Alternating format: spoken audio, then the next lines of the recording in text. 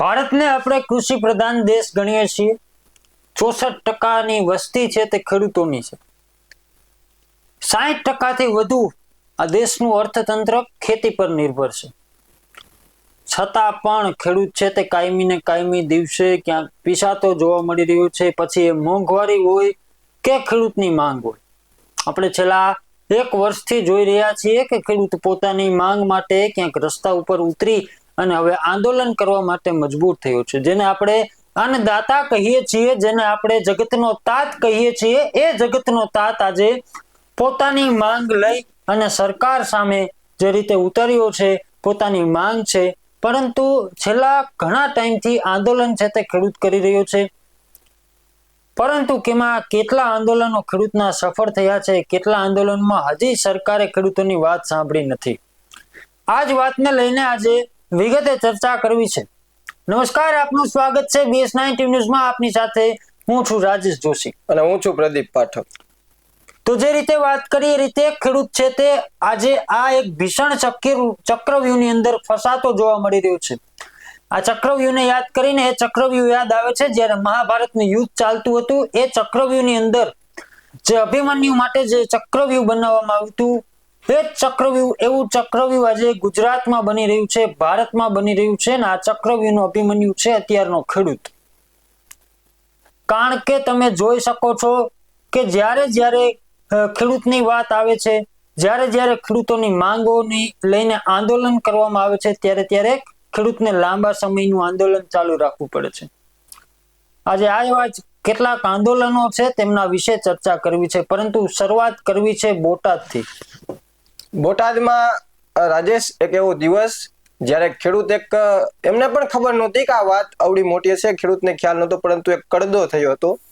જે કડદો કપાસમાં થયો હતો તેને લઈને ખેડૂતે વિડીયો બનાવ્યો હતો અને એ વિડીયો સોશિયલ મીડિયામાં ભારે વાયરલ થયો હતો.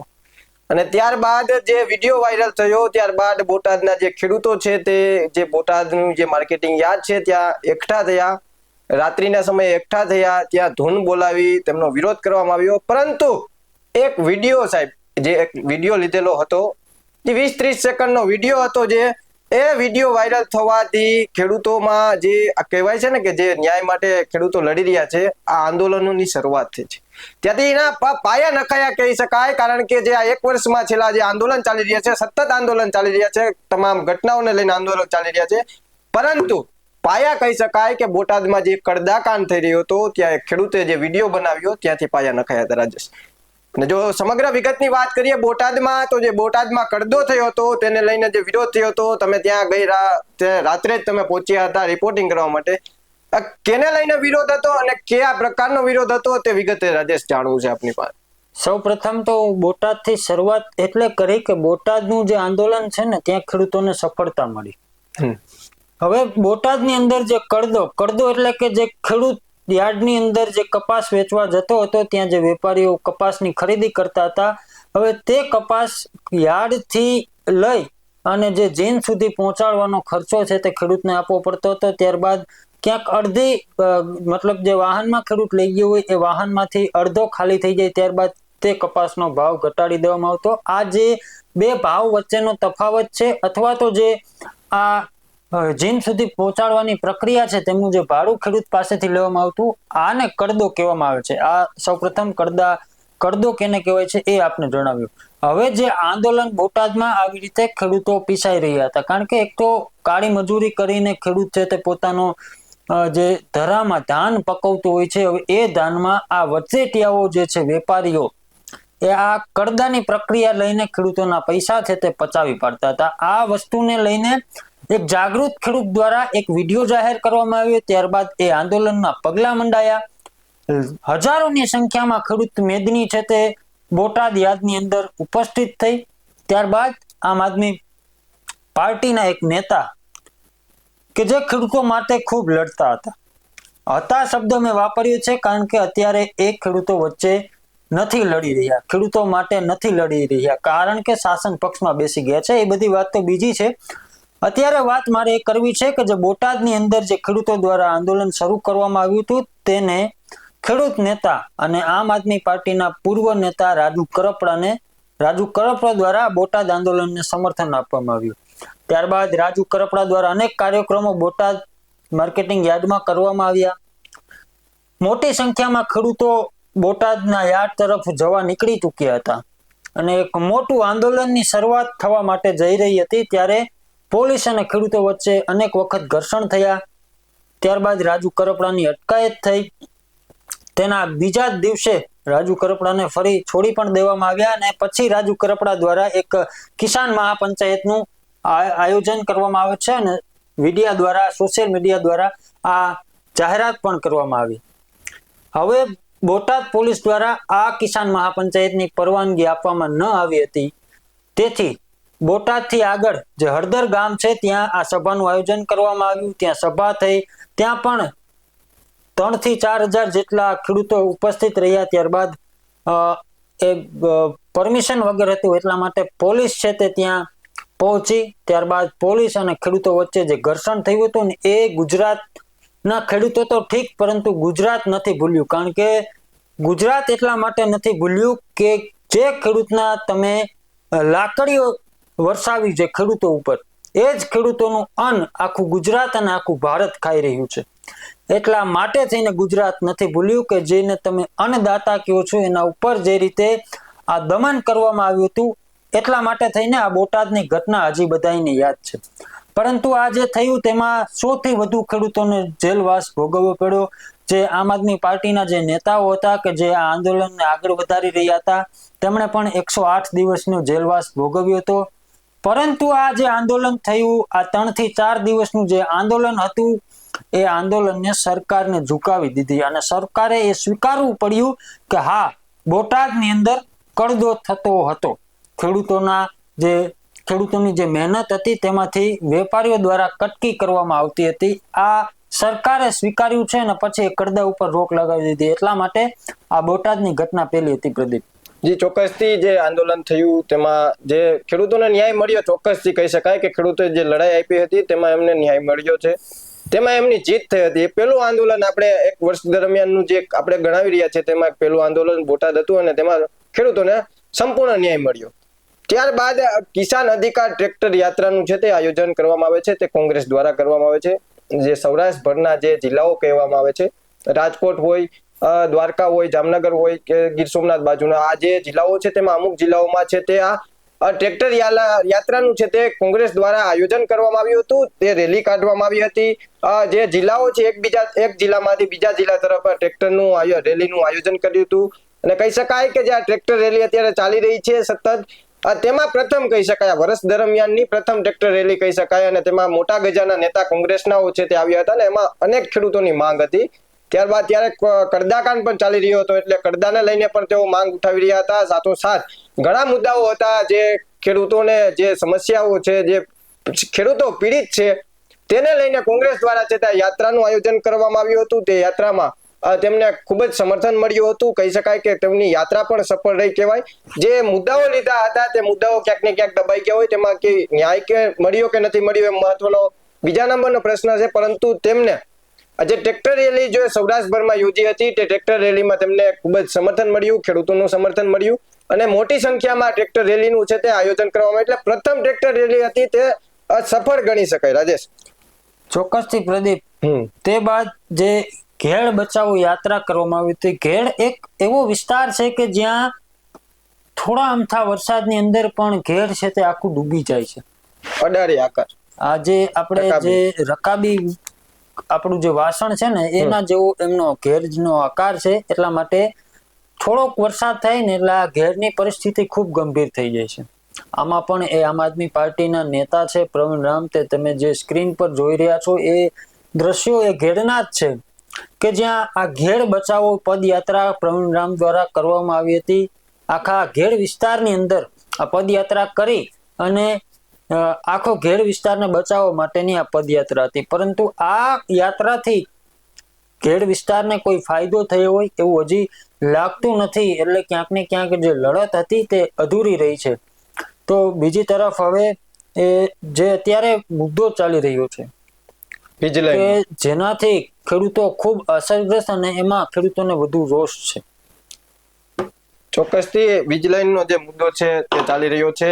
તે ખેડ બચાવો યાત્રા પૂર્ણ થઈ ત્યારબાદ વીજ લાઈનનો મુદ્દો આવ્યો. જે વિસ્તારોમાં વીજ લાઈન આવી રહી છે, જેમાં અસરગ્રસ્ત ખેડૂતો થઈ રહ્યા છે તેને લઈને, પરંતુ જે આ વીજ લાઈનના મંડાણ કહી શકાય અત્યારે જે આપણે વિરોધ કરી રહ્યા છીએ, પરંતુ એના મંડાણ છે તે ક્યાંક ને ક્યાંક વાંઢિયાથી લાગ્યા છે. કચ્છનું એ વાંઢિયા એ દિવસ કે જ્યાં ખેડૂતોએ હજારોની સંખ્યામાં રોડને ચક્કાજામ કરવામાં આવ્યો, આ રસ્તાઓ રોકી લેવામાં આવ્યા, વાહન વ્યવહારોને સંપૂર્ણપણે ઠપ કરી દેવામાં આવ્યા, અને જે વીજ લાઈન આવી રહી હતી તેને લઈને ખેડૂતોમાં ક્યાંક ને ક્યાંક રોષ જોવા મળ્યો હતો, અને તેને લઈને વાંઢિયાના ખેડૂતોએ છે ત્યાં વીજ લાઈનનો વિરોધની શરૂઆત, મંડાણ કહી શકાય કે પાયાની શરૂઆત ત્યાંથી થઈ હતી.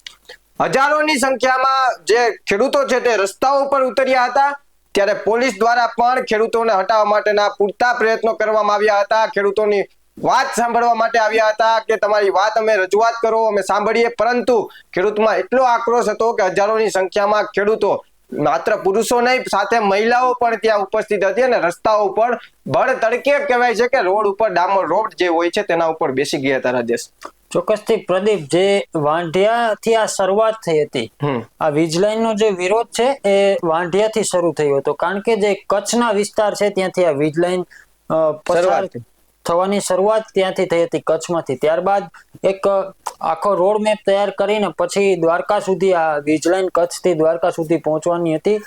તો એક એવો દ્રશ્ય પણ સામે આવ્યા હતા દ્વારકાથી, કે દ્વારકા ગામની અંદર જે ખેડૂતો છે તેમના દ્વારા આ વિરોધ કરવામાં આવતો હતો અને પોલીસ દ્વારા તેમને રોકવામાં આવતા હતા. ખેડૂતોના અનેક આક્ષેપો છે કે પોલીસ પણ સરકારના ઈશારે અને કંપનીઓના ઈશારે કામ કરી રહી છે, આવા ખેડૂતોના આક્ષેપ સાથે ખેડૂતો વિરોધ કરતા હતા. અને ત્યારે જે દ્રશ્યો હતા કે એક પોલીસ જવાન દ્વારા એક ખેડૂતનું ગળું છે તે પકડવામાં આવતું હતું. આવા જે ઘટનાઓ હતી, ખેડૂત ખૂબ ત્રસ્ત હતો આ વીજ લાઈનથી.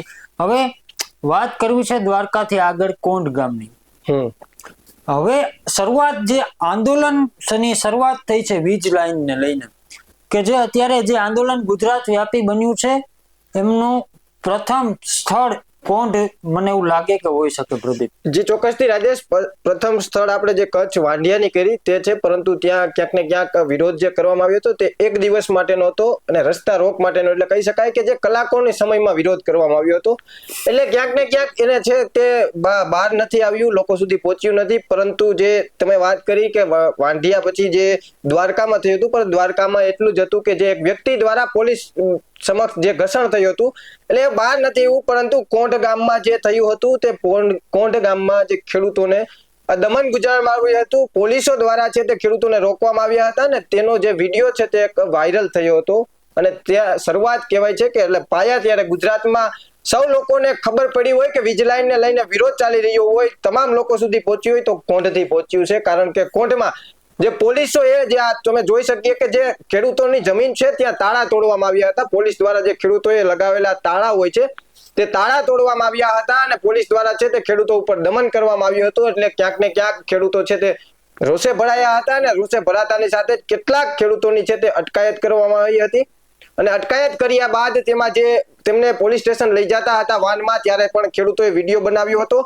અને કઈ રીતના પોલીસ તેને જે રાખી રહી છે, પોલીસ દ્વારા તેમને દમન ગુજારવામાં આવી રહી છે, તે સંપૂર્ણપણે કહી શકાય કે કોંઢથી બહાર પાડવામાં આવ્યું છે કે પોલીસ દ્વારા કેવો અત્યાચાર કરવામાં આવ્યો છે. કારણ કે વાંઢિયામાં બહાર નહોતું આવ્યું, પરંતુ જે હકીકત હતી કે પોલીસ દ્વારા કંપનીના કારણે પોલીસ દ્વારા ખેડૂતો ઉપર કઈ રીતનું દમન થાય છે, તે સાચી બાર વસ્તુ જે ગુજરાત સુધી પહોંચી હોય તો તે કોંઢથી છે. રાજેશ, ચોક્કસથી પ્રદીપ, કોંઢ પછી જો દાખલો આપું જેતપરનો, કારણ કે જેતપર ગામની અંદર જે રીતે આંદોલન ચાલ્યું અને જેતપરના ખેડૂતોની એકતા જે છે તેમને સરકારને ઝુકાવી છે, એટલા માટે જેતપરની અંદર જે આંદોલન ચાલ્યું એ ખૂબ ખેડૂતો માટે વિશ્વાસનીય છે. કારણ કે ખેડૂતોને જેતપરથી એક વિશ્વાસ આવ્યો છે, તમામ ગુજરાતભરના ખેડૂતોને, કે ભાઈ જેતપર ગામ જો આગળ વધશે આંદોલનની અંદર તો ખેડૂતોને હકીકતમાં ન્યાય મળશે. હવે જેતપરની વાત કરવી છે. સૌપ્રથમ જેતપરની અંદર શરૂ થયું આંદોલન, ત્યારે એક ટ્રેક્ટર રેલીનું આયોજન કરી, ટ્રેક્ટર રેલી લઈ અને 300 જેટલા ટ્રેક્ટરો છે તે જેતપર મોરબી કલેક્ટર કચેરી સુધી પહોંચ્યા હતા, અને હજારોની સંખ્યામાં ખેડૂતો દ્વારા કલેક્ટરને રજૂઆત કરવામાં આવી હતી. ત્યારબાદ ટ્રેક્ટર રેલી બાદ જે શરૂ કરવામાં આવ્યું એ પાર્ટ 2, પણ પાર્ટ 2 પહેલા જે કોંગ્રેસ દ્વારા જે આખું આયોજન કરવામાં આવ્યું, કારણ કે જેતપરની અંદર જે આંદોલનની શરૂઆત થઈ ને એમાં ક્યાંક ને ક્યાંક પાયાથી કોંગ્રેસ જોડાયેલી હતી. કોંગ્રેસ દ્વારા એ ત્યાંના ખેડૂતોને સમજાવવામાં આવ્યા, આખો જે વીજલાઈનનો મુદ્દો છે તે આખો સમજાવવામાં આવ્યો, એમના કાયદાઓ સમજાવવામાં આવ્યા. ત્યારબાદ જેતપરના ખેડૂતો આગળ વધ્યા. આ જે રેલીઓ હતી તે ક્યાંક કોંગ્રેસ મોરબીમાં રાજેશ આપણે કહી શકાય કે મોરબીમાં જે આંદોલન જેતપુરમાં ચાલુ, પણ તેની પહેલા પણ એક આંદોલન તમે જે કવરેજ કર્યું હતું, ટંકારામાં ટ્રેક્ટર રેલી પણ આયોજન કરવામાં આવ્યું હતું. એ પણ વીજ લાઈનને લઈને હતી, પરંતુ તેમાં ક્યાંક ને ક્યાંક કોંગ્રેસ હતી, એટલે કોંગ્રેસે જે આયોજન કર્યું હતું અને ટંકારાથી મોરબી સુધી કલેક્ટરને આવેદન પત્ર આપવામાં આવ્યું હતું. ત્યારબાદ પછી આ જેતપરમાં જે થયું અને ત્યારબાદ મુદ્દો આવે છે જે જેતપરમાં હજી સ્તંભી નથી જતું, પરંતુ જે આ જેતપરનો પાઠ ચાલુ હતો, જે આંદોલન ચાલુ હતું, તેની વચ્ચે એક આંદોલન આવે છે જે સૌ કોઈની યાદ છે ને સૌ કોઈ લોકો જાણે છે. 1 જ જૂન 15 જૂન ગાંધીનગર રેલી. ગાંધીનગર જે ટ્રેક્ટર રેલીનું રાજેશ આયોજન કરવામાં આવ્યું હતું, કોંગ્રેસ દ્વારા આયોજન કરવામાં આવ્યું હતું, અને રેલી જે છે તે અહીંયાથી શરૂઆત મોરબીમાંથી કરવામાં આવે છે અને ત્યારથી ગાંધીનગર સુધી જવાનું હતું. અને સામે કહી શકાય કે જે સુરતના જે ખેડૂતો છે તે પણ આ રેલીમાં જોડાયા હતા, એટલે એક રાતવાસોનું પણ આયોજન કરવામાં આવ્યું હતું અને બીજે દિવસ સવારે ત્યાંથી રેલીનું પ્રસ્થાન કરવાનું હતું ગાંધીનગર જવા માટે. વાત કઈ હતી ગાંધીનગર ટ્રેક્ટર રેલીની કે ત્યાં જઈને આપણે રજૂઆત કરશું, ખેડૂતોના જે વીજ લાઈનને લઈને પ્રશ્ન છે તે એક મુદ્દાને લઈને છે તે ગાંધીનગર માટે આ રેલીનું આયોજન કરવામાં આવ્યું હતું. મોટી સંખ્યામાં લોકો ઉમટ્યા હતા, લોકોને વિશ્વાસ હતો કે અમે રજૂઆત કરીએ, અમે મોટી સંખ્યામાં જઈએ અને ગાંધીનગરનો ઘેરાવ કરીએ. તે રીતે જ ખેડૂતો છે તે નીકળ્યા હતા અને ખેડૂતો કહી શકાય કે લડી લેવાના મૂડમાં ઘરેથી નીકળ્યા હતા કે આજે તો જે થાય પણ ગાંધીનગર જઈને રહેશું, ગાંધીનગર જઈને રહેશું. પરંતુ અંતે રાજેશ તમારી પાસેથી એ જાણવું છે કે જે ખેડૂતોના મનમાં હતું, જે સપનું હતું, રાતે સુતા જ્યારે વિચાર્યું હતું કે વહેલી સવારે જઈને અમે ગાંધીનગરના દરવાજા ખખડાવશું, પરંતુ તે દરવાજા ન ખખડાવી શક્યા. તમે વાતની રજૂઆત કરો. આપણે ચોક્કસથી પ્રદીપ, આ રજૂઆત કરવી ખૂબ જરૂરી છે, કારણ કે ખેડૂતોને જે રીતે તમે કહ્યું કે વિશ્વાસ હતો, ખેડૂત ગુજરાતભરમાંથી જે ખેડૂતો આવી રહ્યા હતા, એમને ખાલી એક જ આશા હતી કે આ જે ટ્રેક્ટર રેલી લઈને ગાંધીનગર પહોંચવાના છીએ, આ યાત્રા, આ રેલીથી સરકારને રેલો આવશે એ પાકું હતું. કારણ કે 1500 થી વધારે ટ્રેક્ટરો, 500 થી વધારે ગાડીઓ અને હજારોની સંખ્યામાં ખેડૂતો ગુજરાત ભરમાંથી આવ્યા હતા. આખા ગુજરાતમાંથી ખેડૂતો આવ્યા હતા. પછી આમ દ્વારકા હોય કે આમ દક્ષિણ ગુજરાત હોય, નવસારી, સુરત હોય કે પછી અમદાવાદમાંથી, અમદાવાદ જિલ્લો હોય, રાજકોટ જિલ્લો હોય, મોરબી જિલ્લો હોય, તમામ જિલ્લાઓમાંથી ખેડૂતો છે તે ભેગા થયા હતા. અમદાવાદના એ શાંતિપુરા સર્કલે વાત હતી ગાંધીનગર જવાની, પરંતુ ક્યાંક ને ક્યાંક આ રેલીની અંદર ખેડૂતો છે તે રાજકારણના ભોગમાં ફસાયા છે. અને ખેડૂતોનું ચોખ્ખું કહેવું છે કે રાજકારણીઓનું કામ જ છે રાજકારણ કરવાનું, એટલા માટે જ ખેડૂતના ખંભે બંદૂક ફોડવામાં આવી, ખેડૂતોને 19 સુધી લઈ જવામાં આવ્યા અને ત્યારબાદ ત્યાંથી રોકી દેવામાં. તે દિવસે જે આ રેલી હતી એમાં પોલીસની પણ સરાહનીય કામગીરી હતી, કારણ કે પોલીસ કહેવાનો હતો રાજેશ. આગળની વાત મારી એ જ હતી વચ્ચે કે તે અમદાવાદ પોલીસને ધન્યવાદ દેવો પડે કે એક પણ ખેડૂત પ્રત્યે એવું વર્તન નથી કર્યું કે ખેડૂતને એવું લાગે કે અમે રેલી લઈને ગાંધીનગર જવાના છીએ. તમે સાહેબ ગાંધીનગર જાઓ છો, જે મુખ્ય મથક કહેવાય છે, કે તે ગાંધીનગર રજૂઆત કરવા જતા હોવ છો તો તમને રસ્તામાં રોકવામાં આવે, પરંતુ પોલીસ દ્વારા એક પણ પોલીસે એવું નથી વર્તન કર્યું કે ખેડૂતોને રોકવામાં આવ્યા હોય કે ખેડૂતોને કંઈ પણ કહેવામાં આવ્યું હોય. લાકડી પણ ઉગાવવામાં નથી આવી, એટલે ધન્યવાદ એ પણ આપવો પડે અમદાવાદ પોલીસને કે તેઓ એ ખેડૂતને ક્યાંય પણ રોક્યા નથી. પણ રોકાયું આંદોલન ક્યાં રાજેશ? એ રાજકારણના. ચોક્કસથી એ 19 ની અંદર સભા ચાલુ કરવામાં આવી કોંગ્રેસ દ્વારા. ત્યારબાદ આમ આદમી પાર્ટીના એક નેતા છે, આમ આદમી પાર્ટીના નેતા દ્વારા આ કોંગ્રેસની સભામાં જવાથી ખેડૂતોને રોકવા જોવા મળ્યા હતા. એ આમ આદમી પાર્ટીના જે નેતા છે, મોરબી જિલ્લા પ્રમુખ, તેમના દ્વારા આ ખેડૂતોને રોકવામાં આવ્યા હતા કે ભાઈ વાત ગાંધીનગર જવાની છે તો તમે સભામાં શું કરવા જઈ રહ્યા છો. ત્યારબાદ ત્યાં જે બંને પક્ષો વચ્ચે જે ઘર્ષણ થયું, ત્યારબાદ પોલીસે છે તે ત્યાંથી ગાંધીનગર જવાનો રસ્તો છે તે બંધ કર્યો હતો.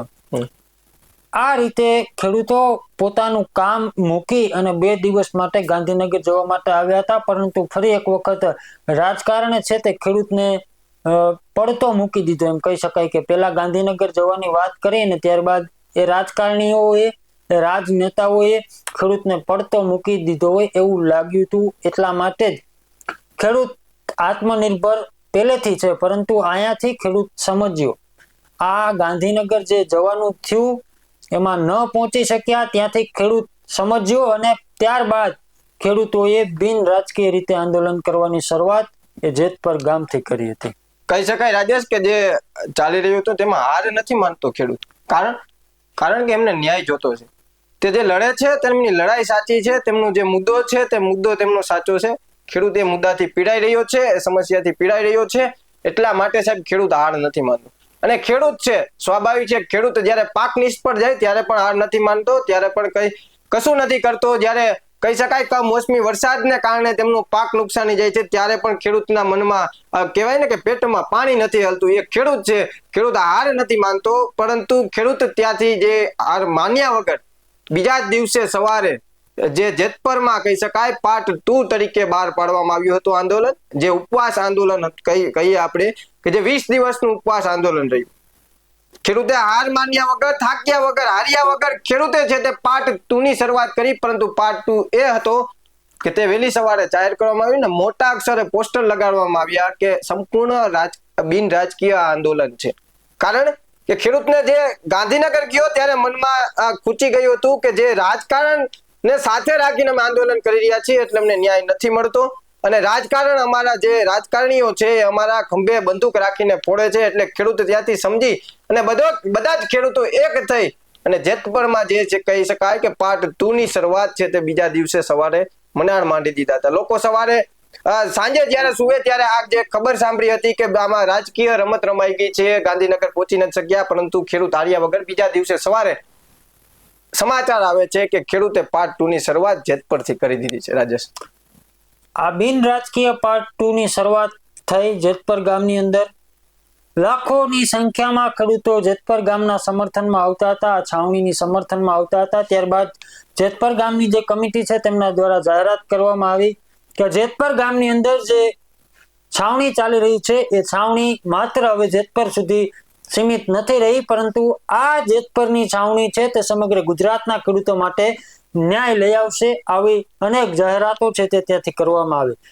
ત્યારબાદ ત્યાં જે આંદોલનકારીઓ હતા તેમના ભવિષ્યને લઈને, તેમની તબિયત છે તે દિવસે ને દિવસે બગડતી હતી, તેમના ભવિષ્યને લઈને આ આંદોલન છે તે ત્યાં 19મા દિવસે રોકી દેવામાં આવ્યું, ખેડૂતોના પારણા કરાવવામાં આવ્યા. ત્યારબાદ એવી એક જાહેરાત કરવામાં આવી કે આવતા દિવસોની અંદર ખેડૂતો છે તે પાર્ટ 3 ની જાહેરાત કરશે. જેતપર ગામની સમિતિ છે તે પાર્ટ 3 ની જાહેરાત કરશે. પરંતુ આ જે પાર્ટ 2 ચાલી રહ્યું હતું ત્યારે કોંગ્રેસ દ્વારા એક પદયાત્રાની પણ શરૂઆત કરવામાં આવી હતી. એ પદયાત્રાની શરૂઆત એ કચ્છના વ્રજવાણીથી કરવામાં આવી હતી. એક સારું એવું ભજન છે કે વ્રજવાણીના ઢોલ મને સાંભળે, આવું એક ભજન છે. ખેડૂતો આ જ ભજનની આશા સાથે કે વ્રજવાણીના ઢોલ ભગવાન તો સાંભળે છે, એ કાળિયા ઠાકર સુધી એ યાત્રા પહોંચવાની હતી. એટલે કે જે સરકારને જે રજૂઆત કરવાની છે તેમની ફરિયાદ રૂપી એક દર્શન કરવા માટે અને ધજા ચડાવવા માટે દ્વારકા સુધી આ પદયાત્રા પૂગી. આ ભજનની જે વાત કરી મેં એ વ્રજવાણીના ઢોલ મને સાંભળે રેલો, આ ભજનની સાથે કે વ્રજવાણીથી યાત્રા શરૂ થઈ હતી અને ખેડૂતોમાં એક આશા હતી કે જેમ વ્રજવાણીના ઢોલ સાંભળે છે ને એમ અમારી માંગ સરકાર સાંભળે ને એ ફરિયાદ કરવા માટે એ ભગવાન દ્વારકાધીશ પાસે આ ખેડૂતોએ આ પદયાત્રાની શરૂઆત કરી હતી. પછી આ યાત્રાની શરૂઆત પછી એ જ પદયાત્રાનો બીજો ભાગ સુરેન્દ્રનગરના કોંઢથી શરૂ કરવામાં આવી. ત્યારબાદ બંને યાત્રાઓ છે તે જામનગર જિલ્લામાં જામનગરની આસપાસ ભેગી થઈ. ત્યારબાદ એ 19મા દિવસે દ્વારકા પહોંચી અને જે ફરિયાદ રૂપી દર્શન કરવા માટે આ ખેડૂતો અને કોંગ્રેસની જે કિસાન સમિતિ છે તે ત્યાં પહોંચી હતી. ત્યારબાદ તે દ્વારકાધીશને ધજા ચડાવવામાં આવે છે અને પોતાની જે ફરિયાદ હતી તે દર્શન રૂપી કરી અને તે પદયાત્રાનું ત્યાં સમાપન કરે છે. અને રાજેશ, આજે વચ્ચે પદયાત્રા ચાલી રહી હતી ને આ બાજુ આપણે કહી શકાય પાર્ટ 2 ચાલી રહ્યો હતો જેતપુરમાં. આ બંને આંદોલનને જોઈને સરકાર દ્વારા પણ મહત્વનો નિર્ણય છે તે જાહેર કરવામાં આવ્યો હતો. પરિપત્ર બહાર પાડવામાં આવ્યો હતો. કૃષિ મંત્રી દ્વારા છે તે પરિપત્ર બહાર પાડવામાં આવ્યો હતો કે ખેડૂતો જે માંગ કરી રહ્યા છે, ખેડૂતો આ બંને યાત્રા જે કહી શકાય અને પાર્ટ 2 ઉપવાસ આંદોલન બંને એક જ મુદ્દે હતા, વીજ લાઈનને લઈને હતા અને વીજ લાઈનમાં ન્યાય મળે એના માટેના જે એ જ હિત સાથે આ બંને આંદોલન ચાલી રહ્યા હતા. બંને આંદોલન ચાલી રહ્યા હતા જ્યારે યાત્રા અડધે વચ્ચે પહોંચી અને ઉપવાસના દિવસો ચાલુ હતા ત્યારે સરકાર દ્વારા એક નિર્ણય લેવામાં આવે છે કે જે આ પરિપત્ર જાહેર કરવામાં આવે છે કે જે ભાવ આપવામાં આવી રહ્યો છે તેના કરતા પણ 200% વધારે છે તે તંત્રીનો ભાવ આપવામાં આવશે. એવો એક નિર્ણય કૃષિ મંત્રી જીતુ વાઘાણી દ્વારા છે તે જાહેર કરવામાં આવે છે પ્રેસ કોન્ફરન્સ દ્વારા.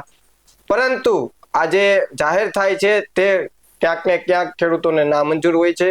જે જેતપુરમાં આંદોલન ચાલી રહ્યું હતું ત્યાંથી જાહેરાત કરવામાં આવે છે અને પાલભાઈ દ્વારા પણ પ્રતિક્રિયા આપવામાં આવે છે કે આજે જાહેરાત કરવામાં આવી છે તે અમને સંપૂર્ણપણે નામંજૂર છે. બીજો કોઈ પરિપત્ર સરકાર જે ખેડૂતના હિતમાં જાહેર કરશે તો અમે વિચારીશું, પરંતુ આ જે પરિપત્ર જાહેર કર્યો છે તે પરિપત્ર અમને નામંજૂર છે. તેઓ એવું પણ કહ્યું હતું કે રાજસ્થાનમાં જો આપી શકાય તેમની સરકાર રાજસ્થાનમાં 400 ગણું આપે છે તો અહીંયા કેમ 200 ગણું, એવા સવાલો સાથે ખેડૂતોએ છે તે સંપૂર્ણપણે જે આ પરિપત્ર જાહેર કર્યો હતો તેને ઇનકાર કરવામાં આવ્યો હતો. રાજેશ, જંત્રીના ભાવે તો સરકાર પહેલેથી વળતર આપી રહી છે, પરંતુ ખેડૂતોની માંગ એવી હતી કે જે કિંમતી જમીનો છે આ વીજ પોલ આવવાથી એ જમીનનો ભાવ ઘટી જાય છે, કોઈ આ જમીન ખરીદવા માટે તૈયાર નથી થતું, એટલા માટે જે બજાર કિંમત છે એનું 4 ગણું વળતર ખેડૂતોને મળે. પરંતુ આ પાર્ટ 2 નું જે ઉપવાસ આંદોલન ચાલી રહ્યું હતું, બીજી તરફ કોંગ્રેસની પદયાત્રા ચાલી રહી હતી, એના વચ્ચે સરકાર દ્વારા જે પરિપત્ર જાહેર કરવામાં આવ્યો હતો આમાં બજાર ભાવથી 2 ગણું વળતર, રાજસ્થાનમાં જે 4 ગણું આપવામાં આવે છે એમાંથી અહીંયા ગુજરાતની અંદર 2 ગણું વળતર છે તે આપવાની વાત સરકાર દ્વારા કરવામાં આવી હતી આ પરિપત્રની અંદર. પરંતુ ખેડૂતો છે તે આ જે પરિપત્ર છે તેમનાથી સંતોષકારક ન હતા, એટલા માટે થઈને આંદોલન છે તે આગળ વધાર્યું. આંદોલનને પાર્ટ 3 તરીકે ત્રીજા સ્ટેપની અંદર લઈ જવામાં આવ્યું. પાર્ટ 3 ઉપર સૌ કોઈની નજર હતી ને આ પાર્ટ 3 ની શરૂઆત છે તે મોરબીની અંદર થઈ ચૂકી છે. એક મોટી પદયાત્રા લઈ અને ખેડૂતો કલેક્ટર કચેરી ખાતે આવેદન આપવા માટે પહોંચ્યા હતા. ત્યારબાદ ગઈકાલે પડદરીની અંદર પણ આ પાર્ટ 3 નું એક ભાગ છે તે શરૂ કરવામાં આવ્યો છે, ત્યાં પ્રતિક ઉપવાસ શરૂ કરવામાં આવ્યો છે. હવે આ તમામ આંદોલનમાંથી વાત કરીએ તો મારા ખ્યાલ મુજબ મને 2 આંદોલન સફળ લાગી રહ્યા છે. એક બોટાદનું એ કડદાકાંડ, ત્યારબાદ આજે અત્યારે વીજ લાઈનનો મુદ્દો ચાલી રહ્યો છે, આ સફળ છે કારણ કે સરકારે આ બાબતે ગંભીર થવું પડ્યું અને તાત્કાલિક નિર્ણય આપવો પડ્યો.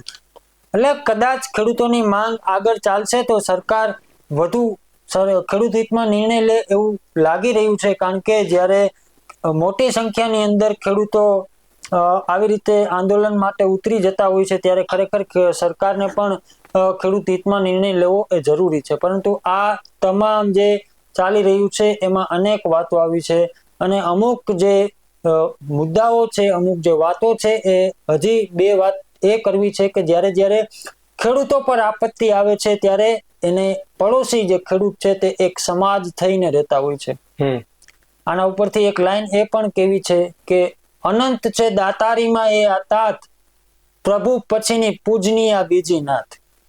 જ્યારે થતી હોય કોઈની દિલેરીની વાત ત્યારે પ્રથમ પેલા યાદ આવે એ આ જગતનો તાત. આ જગતના તાતને જ્યારે મોટા મોટા ભાષણો કરવામાં આવે છે ને ત્યારે આ જગતના તાત જે શબ્દ છે ને એના ઉપર ભાર મૂકી અને વજનદાર શબ્દોથી બોલવામાં આવે છે.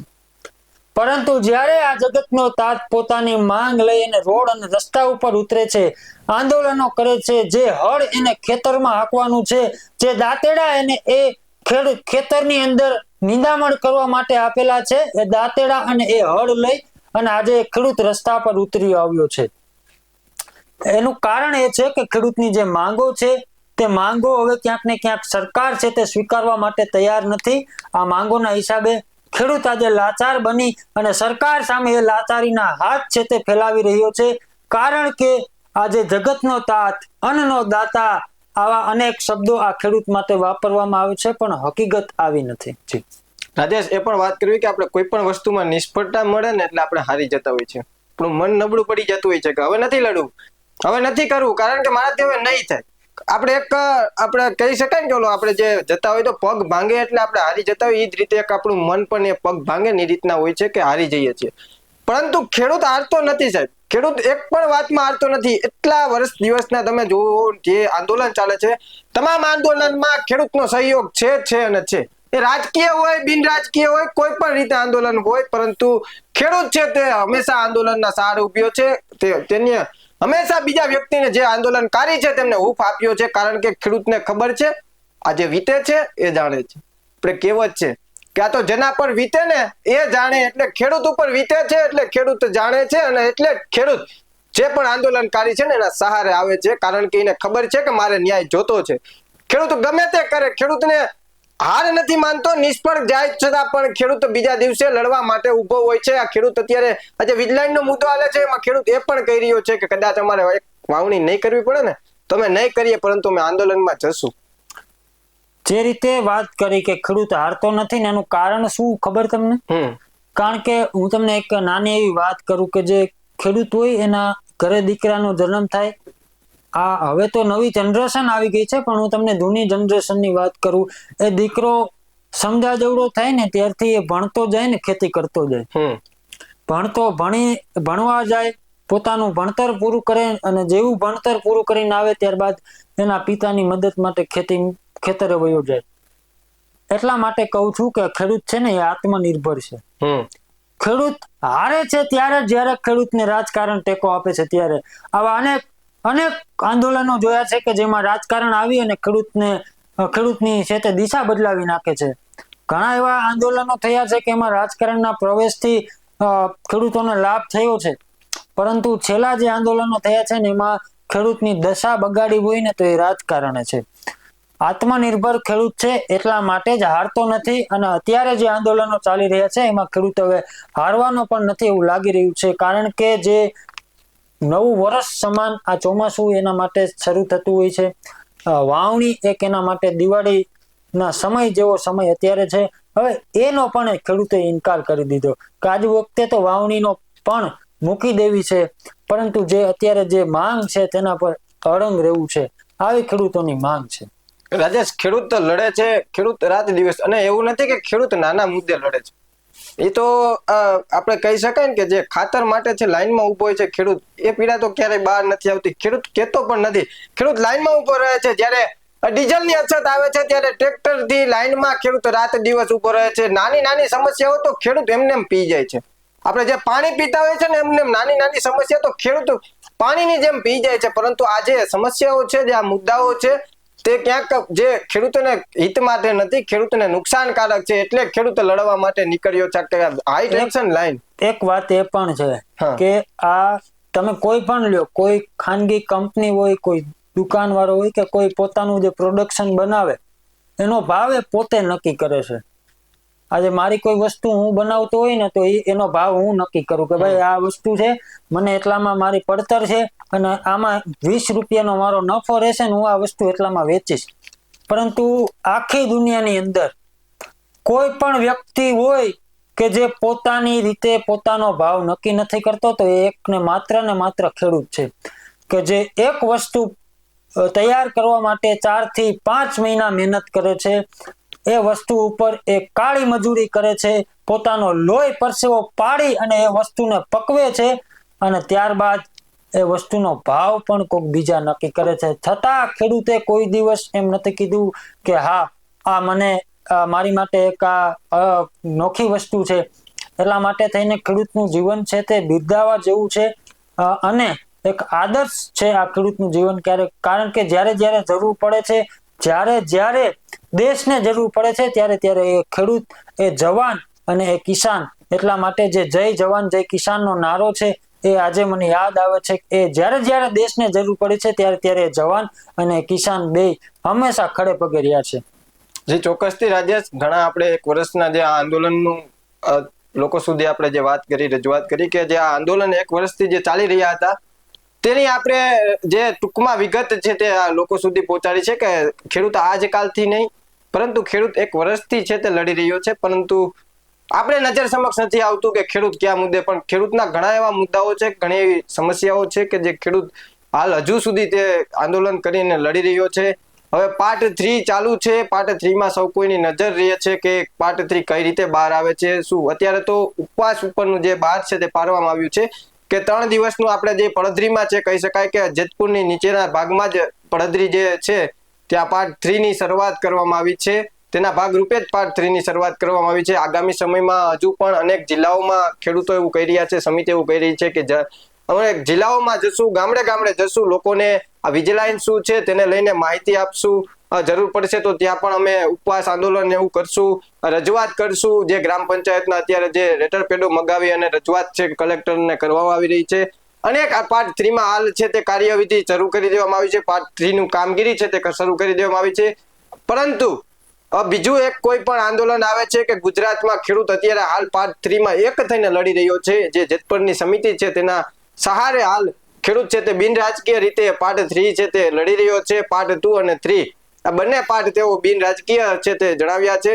અનેક આંદોલન થયા. અનેક આંદોલનમાં જોઈ શકાય કે બોટાદ અને અત્યારેનું જે આંદોલન ચાલે છે તેનું તો હજી જોવાનું રહેશે, કારણ કે જે પરિપત્ર જાહેર કર્યો તે ખેડૂતના જે કહી શકાય કે જે ભાવની માંગણી હતી તેનો ક્યાંક ઓછો અંશે, પણ પરિપત્ર જાહેર કર્યું એટલે માન્યું કે સરકારે તેમની માંગ તો સ્વીકારી છે એવું માની શકાય.